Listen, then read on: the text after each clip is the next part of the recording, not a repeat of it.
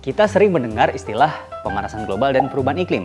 Namun kita jarang mengetahui bahwa kedua hal tersebut bisa disebabkan dengan makanan kita sehari-hari. Tapi ini bukan soal menghitung jejak karbon, produksi, juga distribusi makanan sampai ke piring dan meja makan kita. Tapi ini soal bagaimana perilaku kita sering tidak menghabiskan dan membuang sisa makanan kita sehari-hari. Membuang makanan adalah kebiasaan yang tampaknya sepele.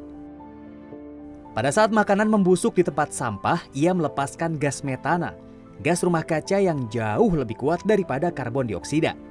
Maka setiap sendok yang terbuang sebenarnya ikut mempercepat pemanasan global.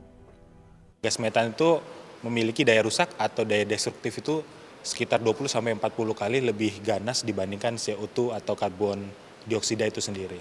Menurut catatan PBB, sampah makanan menghasilkan 8 hingga 10% dari total emisi global. Sekurangnya 300 juta ton makanan terbuang setiap tahun di seluruh dunia atau setara dengan sepertiga dari seluruh makanan yang diproduksi secara global. Di Indonesia, Kementerian Lingkungan Hidup mencatat sampah makanan adalah jenis sampah rumah tangga terbanyak. Menurut data KLH dan Bappenas, selama periode 2023, total produksi sampah domestik nasional diperkirakan mencapai 73,2 juta ton per tahun dan akan terus meningkat hingga 82,2 juta ton per tahun pada 2045 mendatang.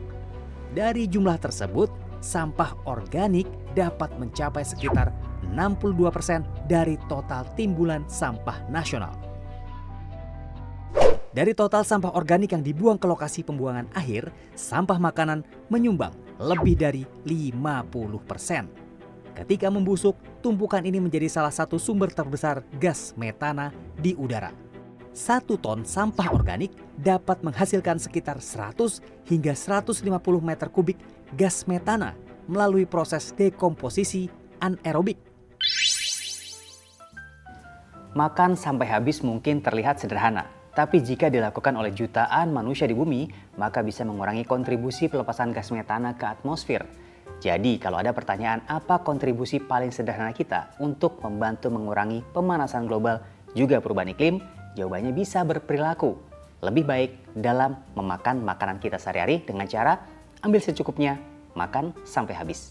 Yogi Tujuliarto, Iman Firmansyah, Jakarta.